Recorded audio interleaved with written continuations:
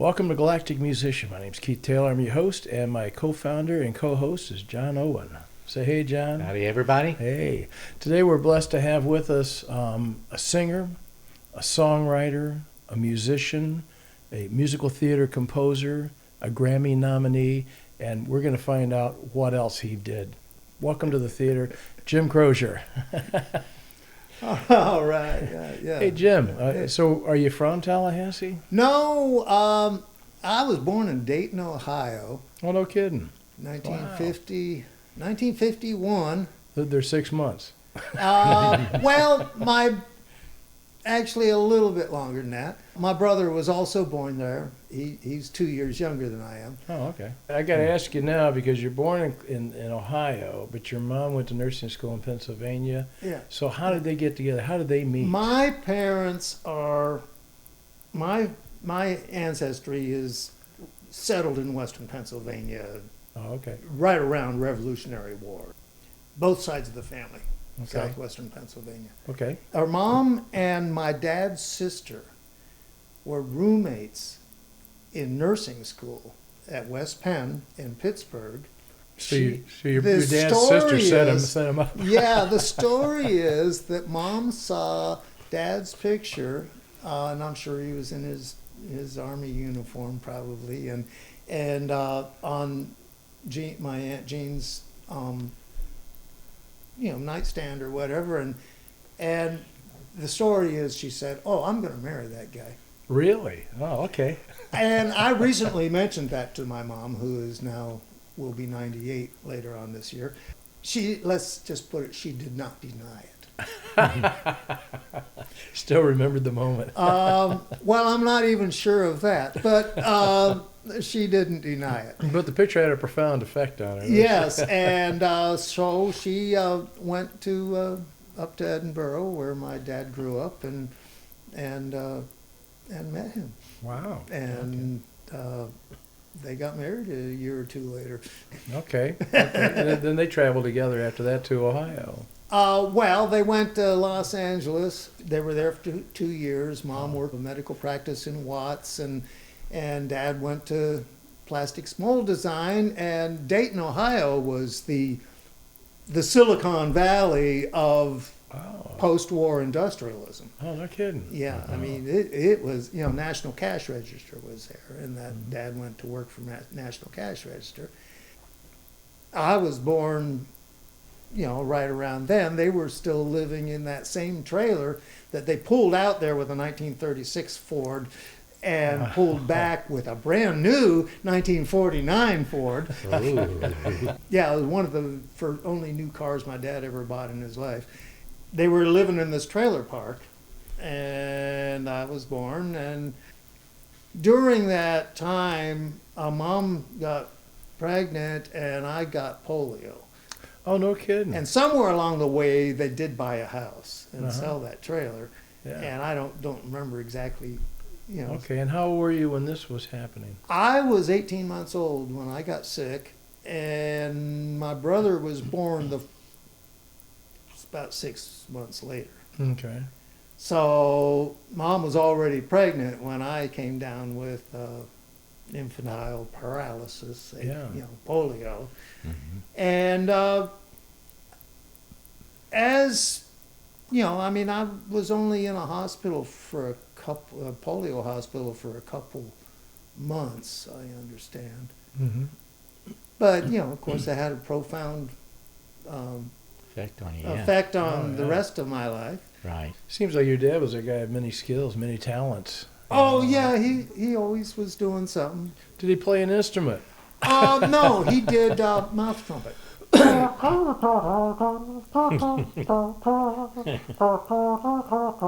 recognize the Glenn Miller tune. Well, whatever tune it was. He always, and I don't know, sometimes he actually did a song, and sometimes he just. So he was a little bit of a musical influence. Yeah, I'm trying to figure out where we where always you got had a interested. piano in the house, Ah. and Mom played the piano by her satiable curiosity. she was no pianist, but she always there was some music on the piano, and she just wants to see where these notes go. Huh? And all of my dad's sisters played piano, entirely different ways. One of my Aunt Jean, who I had my first piano lessons from, could read. She could read anything, but had no concept of jamming at all. I mean, her idea of a jam session is turn every page into a hymnal. So many people are like that that I've met in life who are excellent musicians. I mean, and they're just wonderful to listen to them play. And you say, well, let's just kind of vamp on this, and they're like, no. What's that mean? And whereas my Aunt Agnes could only jam. Yeah. She did it all by ear. Yeah, she played by ear. But and then my grandfather Crozier was a fiddler. Oh. And I only ever heard him play once. My aunts ganged up on him once and played for the children. And I don't remember whether I'd had a guitar yet at that time or not. But I heard him play 2 songs. Turkey in the Straw, of course, and Red Wing.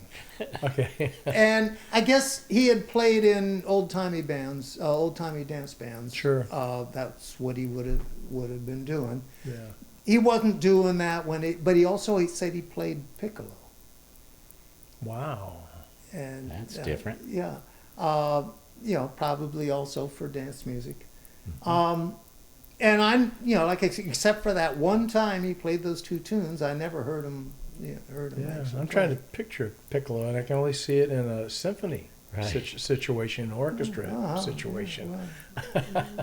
Yeah. Well, anyhow, that's. So they got you a guitar. What made you interested in that? Or well, we have to jump ahead to Warren. We moved when I was in going into 6th grade.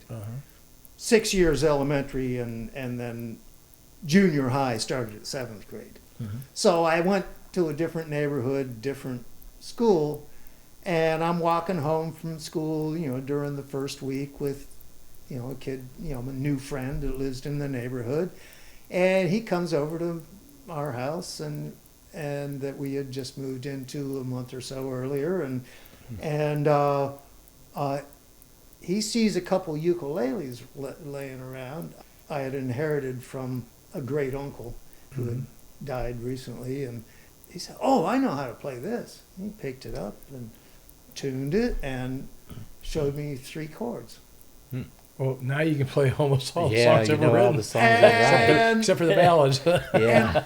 And so, and then he told me, this is like the top 4 strings of a guitar. So, in fact, I never knew until fairly recently that actual ukulele tuning is when you play that G chord, that's really a C chord. Yeah. Because I just tuned the ukulele with the E string as the top, And that following March, got a guitar for my birthday, which was my first guitar, $13 Silvertone. Oh yeah, from the catalog. Yeah. Well, $13 is a lot of money back then too. Yeah, It's hard to put those things in perspective. Well, this was not the cheapest guitar. My dad always said, when you're buying from the catalog, you don't go for the cheapest one, and you don't go for the fancy one. You go for the one in the middle. Hey, I got a Silvertone right here on the wall. Oh yeah, all right. Yeah. It's a collector's item. Yeah. Mm-hmm. Well, mine, jumping ahead, is when my parents moved down south, they said, well, we'll take one thing a year. And I said, well, I'll take my first guitar.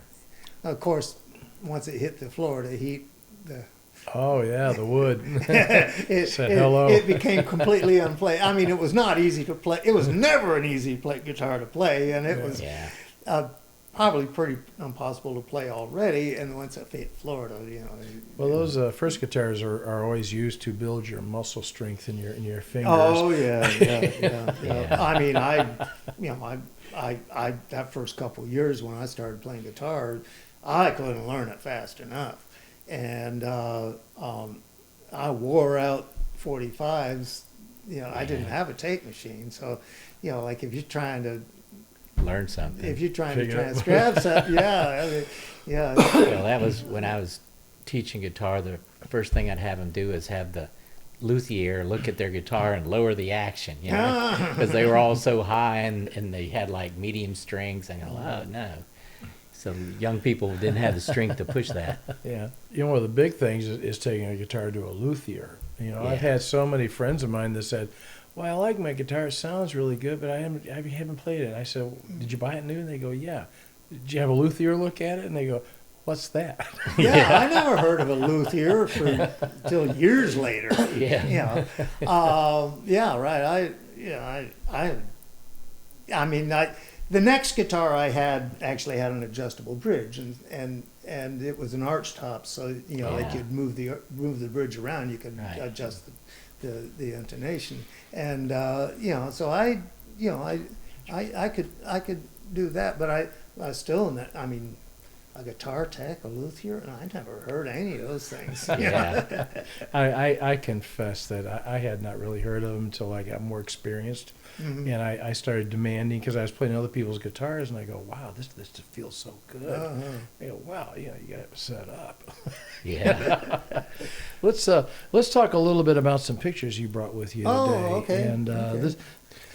this is a young man. How old are you here? Let's see, I have the Honor Society pin. We all grew up, I'm assuming, in the time when junior high was 7th, 8th, and 9th grades. Right, yeah. Yeah. And then high school yeah, was right. 10, 11, 12. Yeah. And where today, they got it all jumbled up. Yeah. I think that's probably my 11th grade picture. Yeah. Oh, okay. And I want to ask you about these folks because we've been talking about different people. Okay, that's my dad in the middle, and my little brother, and then I'm the one with the beard. So you've always had a beard pretty well. I mean, since you're able to Ever since grow high one. school. Ever since high school, yeah. Was a scrawny goatee for the first 2 or 3 years that I had a beard, but yeah. And then this looks like someone important to you. That's my dear sweet wife, Jean, and me. We'd probably been married about a year at this point. How long have you been married? In August of '79, down at River Sink. Cause I got you and a pretty little baby, and one more coming due about any day. Just living on the land and growing veggies and making love that good old fashioned way. While I've been down and out and on my own way, had all kinds of women I could find. Some were fine like vintage wine, but they all went their way, and living day to day got pretty hard. Now I got you and a pretty little baby, and one more coming due about any day. Just living on the land and growing veggies and making love that good old fashioned way. I recently played in the pit orchestra for a show called 13 at Young Actors Theater. And that gave me such flashbacks to the year that I was 12, going on 13, Oh. which, as you mentioned, was 7th grade. And that particular year, I started the school year on crutches. I started 5 school years on crutches after surgery, post-polio surgeries. Right. And so I started the school year on crutches. Kennedy was murdered, was assassinated that November. The Beatles were on the Ed Sullivan Show that January. Wow. And the following March, when I turned 13, I'd been playing guitar for a year. Okay. So So it's a profound year for you. It was a then. profound year, and I just, got done playing in the pit for Yeah. this musical. I started playing bass when I was in 9th grade, and so all through, even after that, I played guitar in the rock situation. And when I started playing bass, it was in school music and orchestra and the jazz band and the concert band and on the little old ladies' ad hoc orchestras, and in community theater. We had community theater groups that would do mount musicals with a full pit orchestra, you know. Wow. Bass players were always in Oh, demand. and yeah, once I started playing bass, I got to play with everybody, just doing any kind of music. But oddly enough, when my rock bands, I was still playing guitar. Yeah. Well, yeah, I mean, there's something to be said about that. Yeah. All right. But anyhow, but you were asking how I got to Florida, though. To jump ahead a little bit, because I was living in a garret in Greenwich Village, and my brother was living in a band house. He was playing with this R&B band in Pittsburgh, and he was living in the band house, and we, you know, in Pennsylvania, in Warren, we had this big 12-room duplex that we had lived in the whole thing, had lots of project space and a lot of stuff, you know. Yeah. And my bands would rehearse in that living room there, or the other living room. You know, like I said, it was a side-by-side duplex, and so the other living room, you know, was rehearsal space and project space. You were lucky then. Oh, it was great. But, you know, I've got all sorts of stuff, and they call us up and say, hey, we're moving to Florida. We'll take one thing of yours. Come and get anything else you want.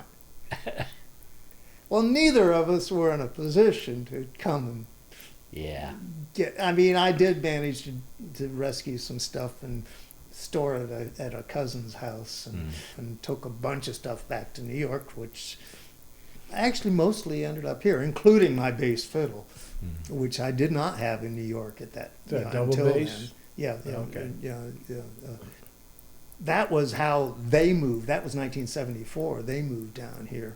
Oh. They were just tired of the Pennsylvania winters. Yeah, amen. And Mom being a nurse, you know, they could always get a job, and Dad could always get a job. And the economy was pretty hot in the early 70s in Tallahassee. And it was a young, energetic town. You know, it was they did the research. They wanted to move down south, and they picked Tallahassee off the map pretty much. Yeah. Wow. Now, you were writing music at this time, or just performing? I've never been a songwriter. I don't know about that. Well, I've written some songs that I'm happy with, but I mean, I've got friends that are songwriters, and they always have 6, 10, you know, stuff, you know, go. You know, they're all. I mean, that's what they. You're talking about like Ben Banks. And well, I mean, Ben gets in flurries of writing. Yeah. But you know, I mean, you know, sure, Pierce Pettis, for instance, or my late friend Jimmy McKenzie. I mean, that was their main thing was about writing. I've always tried to do some, and sometimes and then I had that musical, The Touch, that I wrote some music for, and I've always found it very easy to write music to somebody else's lyrics. Oh, that's my first electric guitar. God darn, that's a heck of a guitar. It's a jumbo. Yeah. Yeah. Look at that amp. Let's see. Well, that was a Dan Electro, I think. Dan Electro, yeah. Wow. That was a Regal, a Harmony Regal. I didn't realize it was a Harmony. That'll work your Regal fingers was out. one. Yeah, it did. But I could adjust the bridge. Yeah. Yeah, it's got. Is that a tailpiece under your arm? Yeah. It's a movable. No, it's a DeArmond pickup. It's okay. a clip-on DeArmond pickup there. I see. That's That's interesting. a heck of a guitar. Yeah. And- It didn't survive Florida either. Oh, it's thin body, thin wood. And here's your Yeah, that same guitar. This was the Twigs. the Twigs. What's in the name? TWYGGS. Yeah, right. Good buddies when we were teenagers, getting into mischief and stuff. And here we are. Okay, the Entity. The Entity. You've got a Many of piano. these people also were in the London Dock. We've got some pictures of the London Dock. This was in Al Lucia's music store Pennsylvania? in Warren, Pennsylvania. Okay. He Cool. was letting us try out some stuff there, although I was playing my own guitar. You look like one of the Everly Brothers there or something. Yeah, it does. Yeah. Oh, this was I wrote this was one of my early successful writing adventures. I wrote a rock mass for the Episcopal Church, Really? and That's impressive. yeah, I don't know what that or was that our organ? Yeah, I That's a don't- heck of a machine looking. It's Oh like yeah, one of that's the first, Doric. That's the Doric organ. Yeah, Now I think we're getting up to where we were talking about earlier. Touch opened in 1970, November 1970, at the Village Arena Theater. The Plowright Playhouse Company just picked up and moved to New York Wow. and rented this theater. You know, there were a lot of loose ends in all this, and the show never had any money. I mean, you know, Off Broadway. off Broadway. off. Okay, yeah, Double off. you got Broadway as a union show with money. Well, You but got off Broadway as a union show with a little bit of money, Uh-huh. and then you got off Broadway, which is a non-union show with no, No money. money. Yeah, well, so- but you got recognition for it. oh yeah, right. I'm Pretty Mel, rare. Nel Gusso damned us with faint praise in the New York Times, Ah, but we did have some enthusiastic reviews too. Good. And Ampex Records decided they wanted to make the original cast album, so Wow. they did. They only ever, as far as I know, Ampex as a record company only did 2 albums. One was ours, the other was the Pearly original cast album. Wow. You know, I mean, I don't think you're going to run across any more records with the Ampex label. Okay. Of course, they made an awful lot of the tape machines that they were recorded on. oh yeah. But they were big in that part of the sector. But I think these were the only. Well, here's a flyer. It looks like from the This is the album that's cover. that's the album cover. Yeah. Well, look at that. Music by Jim Crozier. Yeah. Yeah. We don't know who this other guy was. Well, Ken Long was this kid from Texas that, well, he was a little bit older than me, but you know, he was at Plowright Playhouse, and he was the one that was staying over at Edith's house that winter in Warren, and he's the one that gave me those lyrics to write some songs to. Okay. And he hadn't decided that he could write music yet at that point, although he was a pretty good piano player, as it happens. And but he was real nervous about writing music. But his lyrics were just so brilliant that you know, they just dictated the music to me. Really, I mean, I just wrote down these lyrics got to go like this. Right. And Sometimes they I create gave him the melody. courage to write the rest. You know, like, you know, I guess that gave him the confidence that, oh, well, maybe these lyrics are pretty good after all. You know. We showed him the way, huh? That's what you And did. so I didn't get to. He never gave me a chance to write any more music. But I was the musical director for the original production, not in New York, unfortunately, because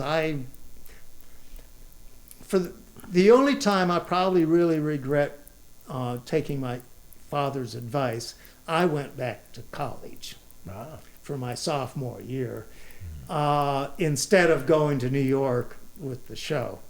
And so they had to find somebody else to actually be the musical director to open the show with. Oh So- gosh. Okay. but when we did the album, by that time I was back. I was in New York. I dropped out at the end of the semester and was basically living in the basement of the theater. And the cast had some rotation, so I had to lead a lot of rehearsals and such. But I was playing in the show. I was playing the show every night. Okay. And when we did the original cast album, they made me hold the stick. They wouldn't let me play bass. Yeah, they had A-list cats doing, you know, Studio. People doing came the in. studio. And a guy named Lou Starcy was the bass player, and Eric Weisberg was like the star. And so he played fiddle, and he played guitar, and he played pedal steel, and he played banjo. So when you listen to the album, when you hear any of that stuff, that was. I had my own 2 guitar. I got to take my own 2 guitar players for the session, and I was conducting. And then it was the cast. And then we had these A-list players, a guy named Ernie Hayes on the keys. Oh, I loved him. He was beautiful. Did the whole album in a day. Well, you told me a story at Christmas time that I want to make sure we capture today. Oh, okay. Which was about when you were nominated for the Grammy for this. And you had the dinner and whatnot. Oh. And you talked about making sure your dad was watching TV. Oh, well, no, actually, I didn't know. I hadn't told my parents that I was going to the Grammys. Okay, all right, well, you got to tell the story. I had been, well, to go back, we made the album and it got nominated for a Grammy.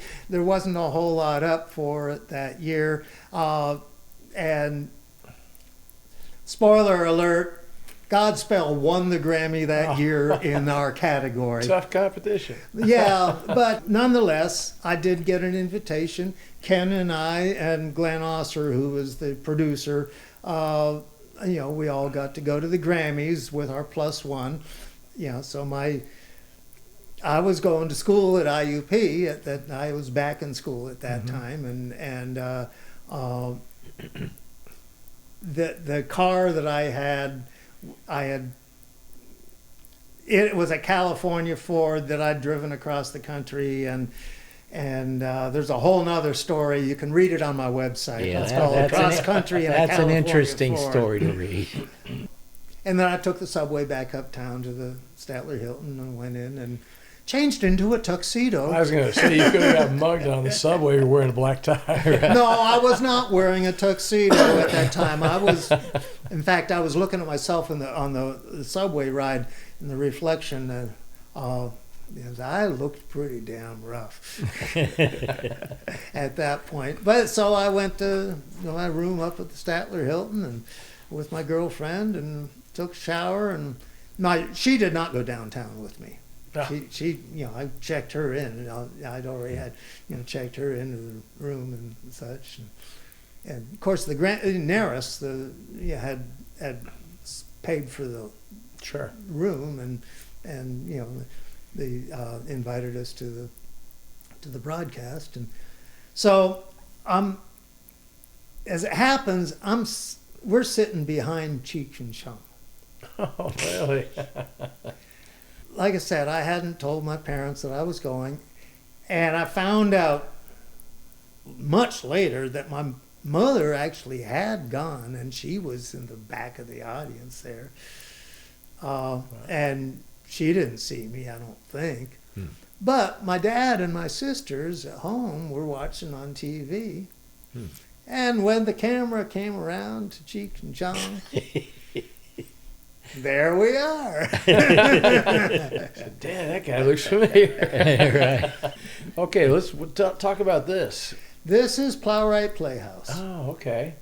That's the barn, and that's the house that we converted into dormitories. Oh, okay, so this is where it all started for your whole musical theater career. Yeah. Well, I had also played in orchestras in the Warren Theater, other amateur theater groups in town.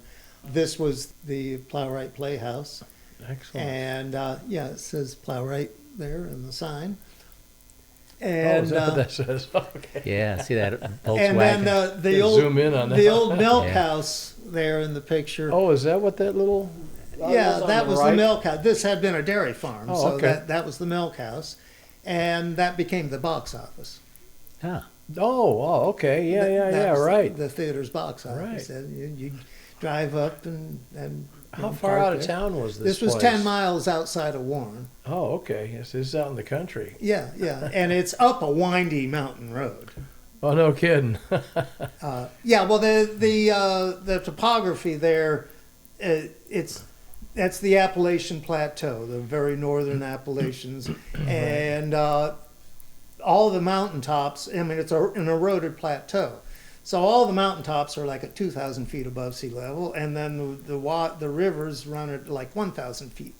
Wow, So it's 1,000-foot difference in elevation here. Well, that's interesting, because I'm from the Carolina Mountains, and we're part of the Appalachian chain. Yeah, And yeah. We're about 2,700, 2,800 feet, Mhm. so it's very similar. Yeah, except those are actually mountains, and this is a eroded plateau. But yeah. Who are these young guys? That's me, and the other, that's Gary Graham. Well, you're on the bass or sixth string. You both have long hair. I was on a glasses. bass. I was on a bass. That was my first bass guitar at this point. And the neck was so bad that I had to tear out frets. So I only had frets, the first 4 or 5 frets. I had to tear out the rest of them just so I could get the action. So this is low a enough custom fretless bass. Yeah, right. Yeah. The custom Customized. fretless bass. And but I'd been playing upright bass, so I was used to playing without frets. But, Yeah. but anyhow, we were playing for Hair right there. no kidding. I think it was a pirated production Oh. that Plowright Playhouse Okay. had done. Okay. So that's where a lot yeah. of this stuff is. This is another one. Oh here. yeah, this is doing Murat Sod, and you see me way over the right corner of that picture, the lower right corner of the picture. You can just see my feet and my guitar, my hands on the guitar. Yeah, it's really off there in the corner. Oh yeah, And- I see it now. And so all the music in this production of Murat Sod was incidental music. There was no separate band. We were characters. We were inmates in the asylum Carontono as well. Wow, yeah, these are another production probably. Gary and I are playing. We're the pit for this, and this might have been that production of Hair. This was Yeah, the PA. London Dock, and that's me in the funny black hat there playing bass. And this was at the theater. In fact, it might have been the first rock festival that the theater hosted. Got Okay. some pretty decent equipment Probably around the there. big horns. That's what- Yeah. I'm not sure where that came from. That wasn't part of our gear that I know of. Well, this next picture, I got a feeling I could almost guess who they are, but I'm gonna let you tell me. Okay, this is me and Edith O'Hara. She was our producer. Okay. And mother of Jill and Jenny O'Hara. Jenny O'Hara and Jill O'Hara were both Broadway stars. In fact, Jenny you still see in movies and TV. Really? You still see her. Jenny O'Hara. Yeah, Jenny Okay. O'Hara. I'll get my IMDb out. Yeah. Her real name was Patty, but when she joined Actors Equity, there was already a Patty O'Hara, so she had to be Jenny. Wow, O'Hara, who's one of my favorite girls, ladies, says she's in The Quiet Man, a bunch of O'Hara. Yeah. Maureen O'Hara. Oh, right. Yeah. Who's this young guy here? Oh, okay, that's my New York City hack license. Mostly drove cab for 3 years. Where were you living in New York? I was mostly living at 145 Bleecker Street, upstairs over the bitter end. Is that a bar? The bitter end is actually the bitter end. a very well-known, concert venue, small venue, and actually it was a bar called the Other End at that time. And The other end that was became the next bitter end. door. Yeah. Well, Paul Colby and his partner split up, and Paul couldn't use the name Bitter End. Now the bar in that same general vicinity, that same block of Bleecker Street, there is a Bitter End. Is there again. But, Well, this is a nice picture. I like this one. yeah, this right around in the early 70s. Yeah. You look like you fit right in with New York kind of thing, the folk group and everything. Yeah. Well, I got to ask you about this young lady. Joan Baez, okay. Here's to jump ahead to arriving in Tallahassee, the summer of 1976. Big bad city had beat my butt. Home had moved. I had to go home. That's how I got here. Yeah. And first I went to Pittsburgh, hung out with my brother for a month or two, and he said, "Jim, we love you, but you need more help than we can give you." He and my brother and his girlfriend, and so we're sending you home to Mom and Dad. So I arrived on an airplane on June 1st of 1976. Like everybody who ever gotten off an airplane in Tallahassee before, experienced that blast of humidity. Oh. That and there was no jetway, like in those days. Right. They roll the stairs up to the plane. Roll the stairs up, and you're out and walking across the tarmac. One of the first people I met, there was a club called a folk club at the corner of Woodward and Pensacola. That was the first place that I went. Somebody said, "Oh, you'll dig that scene." So I would go to Smokies, and that same summer I met Pierce Pettis, jammed with him. I met Butch Burns and David Langston, and I met some other people. Butch Burns and David Langston, I still play. I did a gig with them a week ago. Anyhow, I met Pierce that summer, and we played together. We toured him a little bit. He was still a student, and had some good songs. And I think that was '78. We went up to Huntsville and recorded a demo of some of his stuff. Hill Abrahams was playing viola, and I was playing bowed bass on these particular tracks. Wow. Joan Baez heard that song, wanted to record it, and she said, "Oh, I really like the strings." And Pierce said, "Well, yeah, we can have those strings, and I can probably get the same players." Imagine that. And so, I got the call. I got, I got to go up and do that session. She was already singing, but later on that day, I did get to meet her and mentioned a couple friends that we had in common. She's a Quaker. She comes from Quaker. Oh, I didn't know this. Showing guys. She at least had a Quaker upbringing. Mm-hmm. Well, tell me, but this picture intrigues me. Oh, while I was in New York the second time, this is after Touch. I was in my cab driver days. Mm-hmm. There was this guy named Paul Sylvie. He was into this Sufi thing. That's pretty wild. I think that's the second album. I was playing in his band for 2 albums. It was done in a studio in Manhattan. On that particular album, there was a well-known jazz player playing piano. And so Downbeat gave us 3.5 stars in Downbeat. That's on a 5-star rating. So, well, okay. Well, but the album there, Garuda, was the second one, and that was recorded live at the WGBH TV studios in Boston. It's the PBS affiliate in Boston. Okay. Speaking of jazz, this is Ruby Diamond, huh? I was a music major composition major at Florida State, from 77 to 79. I was a composition major, but double bass was my principal instrument. Mm-hmm. While I was there, Bill Kennedy developed a jazz program. And it's not like there had never been any jazz at Florida State, but it was not really supported. I mean, I remember back in the day. It was a classical music. It was a classical thing. And so they were actually, hired Bill to start a jazz program.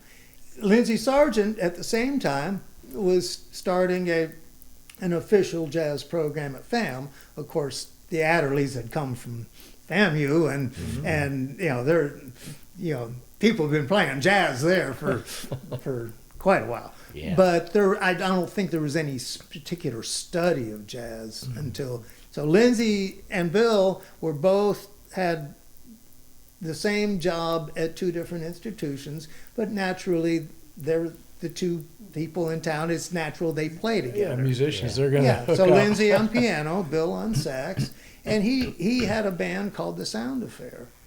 I was their bass player. I got to do all sorts of stuff that, if I'd had to audition for it, there's no way I ever would have been the guy.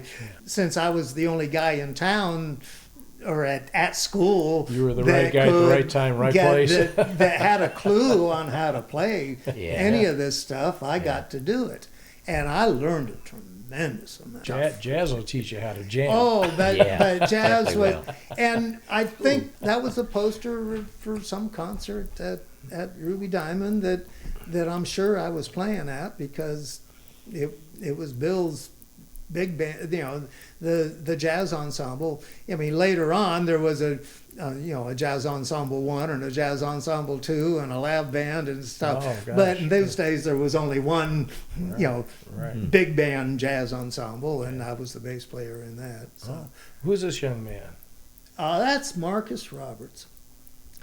And he was a real catch for Bill and his program. Marcus from Jacksonville, and he grew up went to the school in St. Augustine, the same one that Charles Atkins had gone to and Ray Charles had Okay, gone School to. for the Blind. Right, they're Yeah. all Yeah. blind. And Yeah. he's featured a lot in Fred's program that we have. Yeah, right. He talks about him quite a bit. Well, Marcus was a student the same time I was. The last year I was there, and I actually got to do a couple festival concerts with him. And man, like even then, I mean, everybody knew that some of us were just going to school and studying music. Everybody knew that Marcus was just passing through. Cat's going somewhere. He was on his way making quite a And, few records. Just from doing those 2 shows with him and rehearsing with him the little bit that I did, I learned a lot just playing with him. He was 18 years old at the time. I think his brother picked up the bass and played with him too. What's going on here? Gosh, it almost looks like your brother there on the sax. Yeah, that's my brother. Oh, is on it? the- Oh, okay. That's Yeah, my brother good- on the good saxophone, and that's Rene Arbogast with trumpet or flugelhorn or whatever that is, and that's Tom Creekmore on the other saxophone, the alto sax. Before we move, who's on drums there? That's Steve Mello on the Oh, okay. drums. Oh, Jimmy Lohman is there behind Rene, yeah. And Steve Mello, fabulous drummer, place called the Lucky Horseshoe. And this was like a reunion. You always have an attitude of your bass there. Oh, yeah. I probably did, yeah. But that was a reunion gig at the Lucky Horseshoe Bar, which was down where later became Grand Finale. Victor Nunez. Victor Phil. Nunez, this was how I met Charlie Engstrom, well-known composer and the musical director for all of Victor Nunez's films. Oh, okay. Gal Youngin was the first full-length film. Did you play any on the music for it? Yes, I did. That's what, I met Charlie. He was the musical director. He had a band called the Azalea Blossom String Band, and he recruited the Lohman Crozier Trio. So the music for Gal Youngin was done by the Lohman Crozier Trio and the Azalea Blossom String Band. Wow. And Charlie was this was his first Victor Nunez. This was Victor Nunez's first full-length Right. feature film. It was a wow. big deal in Tallahassee. It was a big deal. Victor produced it. I mean, he was also. I mean, he raised. I don't know how he raised the money to do it, but but there was no other producer that I know of. I mean, it was. But he was the producer. Who's and this director. sharp-dressed man coming up here? Yeah, that's me. And I. Looked like a movie He star cleans there. up, doesn't he? Yeah, must have went to the Victor Nunez Grammy Award or Yeah, something. So you can come to dinner, but you got to clean up. Right. I don't remember that hat either. Well, let's skip The that lost, picture. the lost weekend. Right. I don't know where. I mean, it And was, what about these guys? it was probably early in my Tallahassee days. And yeah, this was Jimmy McKenzie and Steve Redman and me. We had a band called the Cats in Orbit. Yeah, Cats it in was Orbit. it I was like dogs in space and cats in orbit. Yeah, we played together in several combinations. The McKenzie Brothers Band, and we played a lot of duo dates together. We did trio dates with Steve. Well, I want to Yeah. check this publication out. Yeah, Flora Flambeau's magazine, and that's Loman, Crozier, Creekmore, Mello. Jimmy and Steve Mello on the Vibes did a lot of duo stuff for a while. When I was playing with Bill Kennedy and Lindsey Sargent, they started their duo. Oh, And, Kind of jazzy thing. yeah, it was that when Loman Crozier Trio, became the Loman Crozier Jazz Band, and had a gig at the Southern Pub all through the summer '78. Oh. We were playing 4 or 5 nights a week. Wow. So that's where you got your accent. And got to fit in. Right. Arthur Rouse, who had played with Dixie Drive, he was their drummer. And, Oh, yeah. and he later went to law school and lives up in Knoxville. At the time, he was a pretty significant drummer on the scene, and he was playing with Hutch and Haas Oh, really? at the Hilton. They had a gig there that ran for a few weeks, but he's the one that booked us this gig at the Southern Pub. And so, you've got the gig, but I got to play with Hutch and Haas for 2 more weeks. So you got to find a PA system and a drummer. Mm. So he said, the only drummer I know that could do it is Steve Mello. So we went up to talk to Steve Mello, my brother and Jimmy and I, and Steve he takes a little while and said, "Oh, Grunt, okay, I'll do it, but then you got to let me play Vibes for the rest of the summer." Yeah. Because he was a real professional drummer. He was just kind of learning the vibes. He wasn't a beginner he was a Gary Burton freak. He was working on this 4-mallet technique and stuff. And so, I mean, he had lots of road experience on the drums. I mean, he was a real professional drummer. One of the best drummers I ever played with in my life. But he wanted time to work out his jazz chops on the. He was pretty much at our same level jazz wise on the Vibes. Mm-hmm. He's way ahead of us on drums, but he was pretty much, and so that was it. And Bill Kennedy came down to sit in with us a little bit on the Southern Pub gig, and later recruited me to go play with the Sound Affair, and kind of left my buddies in the lurch later on, and that's when Steve and Jimmy started playing that duet thing. The life of bands. Yeah, right. Yeah. Transitions. Yeah, right. So yeah. this next headline in this paper intrigues me. Oh, Silent hit. most Most of the time, you know. Most of the time. one of the things that we did along the way, play incidental music in between skits for the Asylum Theater, which was doing sketch comedy. Oh, okay. The Asylum Theater was doing sketch comedy. Oh, okay. And so what the article was about was the Wasn't about an institution. Loman Crozier Creekmore Mellow. So you weren't put in the institution. No, we were Most playing, of the time. Yeah. Most of the time, Yeah, right, yeah. No, I don't think we ever did play at Chattahoochee. Well, what's going on here? This is Acme Rhythm and Blues. Were you original member of Acme? Jimmy. Yeah. Well, Chris had the horn section, and I had the rhythm section. We were playing behind my friend Bob Weiss in the Jones Brothers. Oh, okay. Oh, I've heard that. Yeah, the Jones Brothers. Yeah, we played for years, and that was we typically with Bob Weiss and Jimmy McKenzie and me, and sometimes Steve Redmond. We had various drummers. Some years we only had one gig a year, and some years we were fairly active. The Jones Brothers was higher in the horn section, and Scott Sheevey was playing with the Jones Brothers at that time. But Bob, being a busy attorney, I tried to produce a band for Bob, and it just didn't work because, the Jones Brothers only works when Bob had to gig. Oh. That's the only way that situation worked, and it was always a blast and usually fairly lucrative. When we did some gigs out at Dave C.C. Club, as it was at the time, and then Scott and I in the rhythm section, and with Steve Redmond, let's play, let's do some stuff. Right.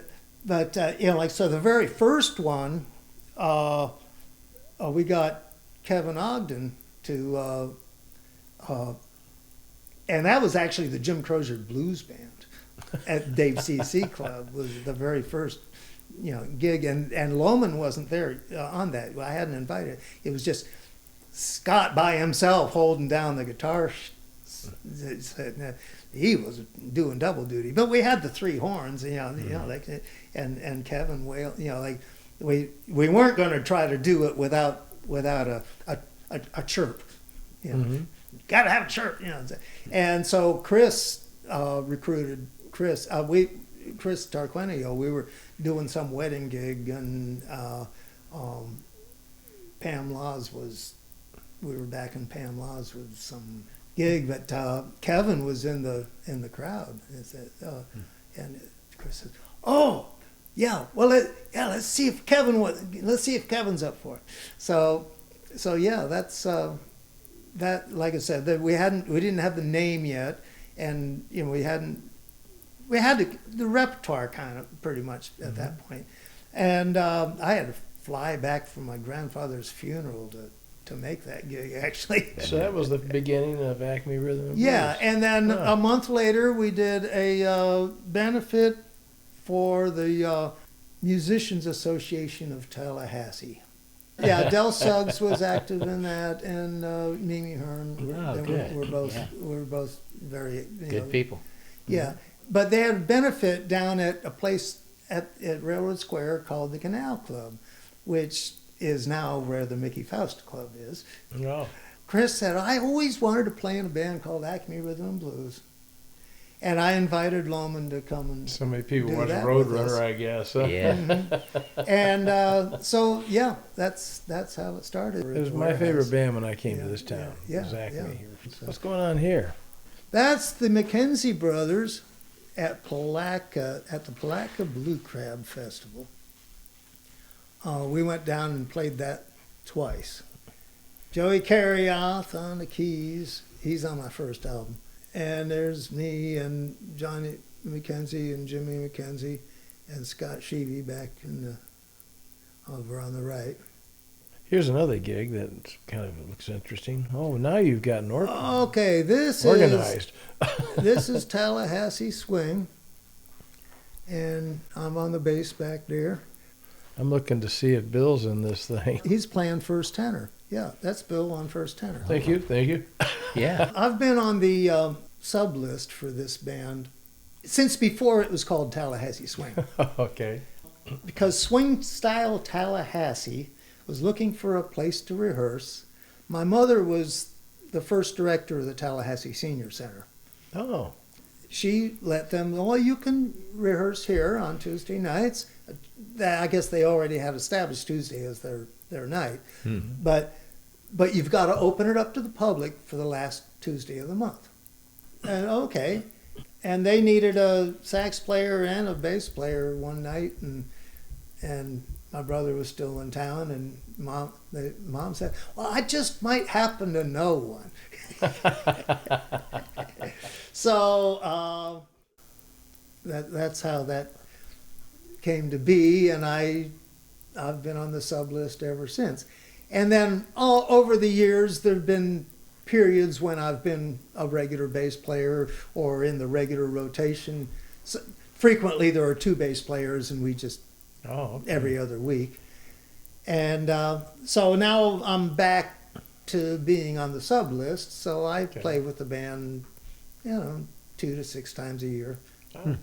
Well, it's like you said, most of them are all reading music. Oh, yeah. Oh, no, absolutely. Everybody's reading. Mariano played the gig once in a while, just when we really needed a drummer. Mm-hmm. And he listens so well that it's hard. He knows where it's going. It's hard to realize that he's the only one in the band that's not reading. Yeah. He knows where it's going. But that's the only time I'm aware of that there's been anybody on the stand that wasn't reading the chart. Okay. Speaking of down at the village.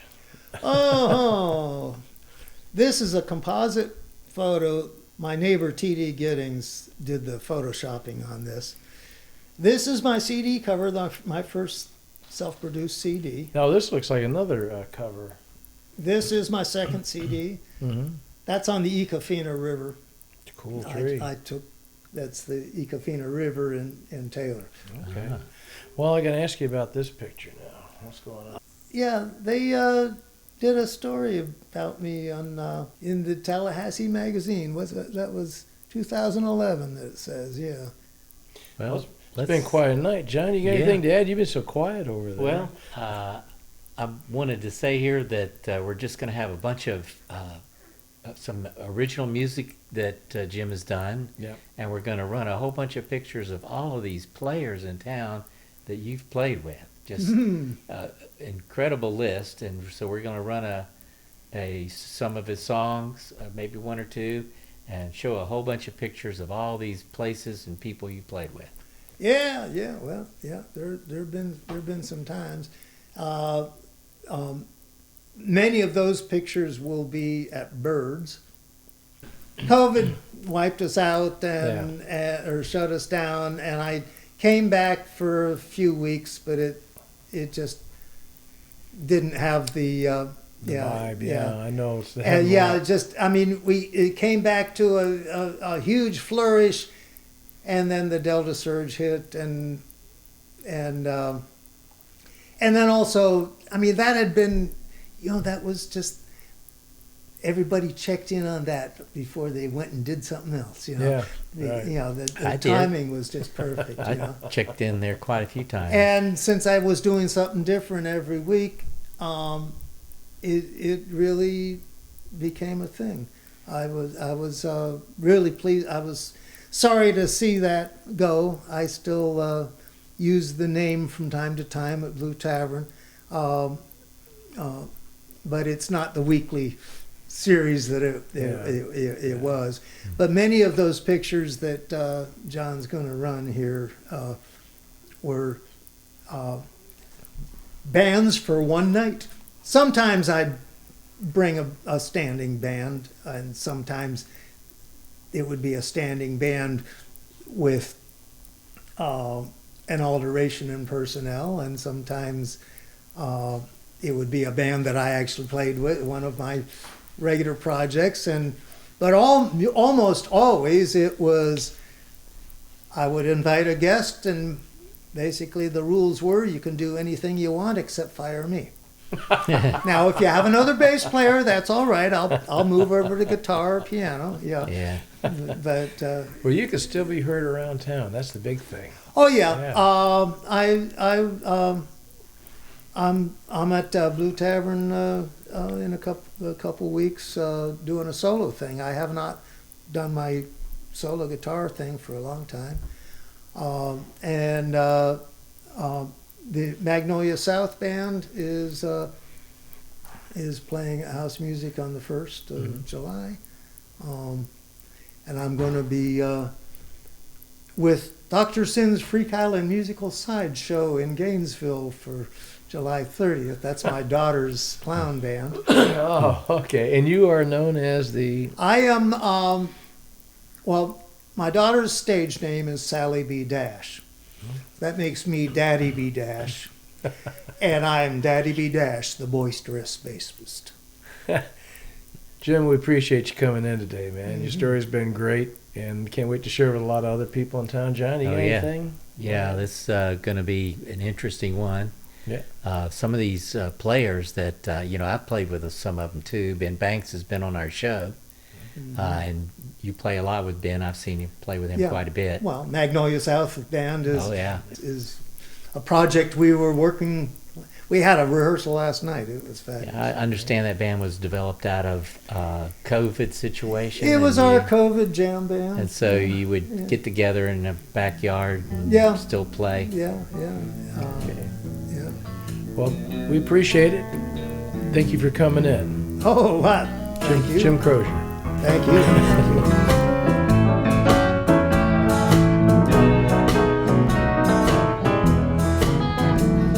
The cat came back. Showed up. He's been gone the last few days. Yeah, the cat came back. Been gone the last few days. I let her in.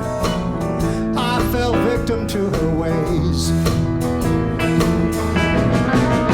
When I tried to read the paper, but the cat was in her way.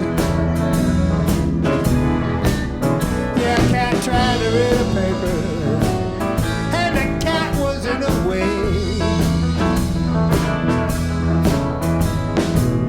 That cat was in my lap, and this is what I had to say.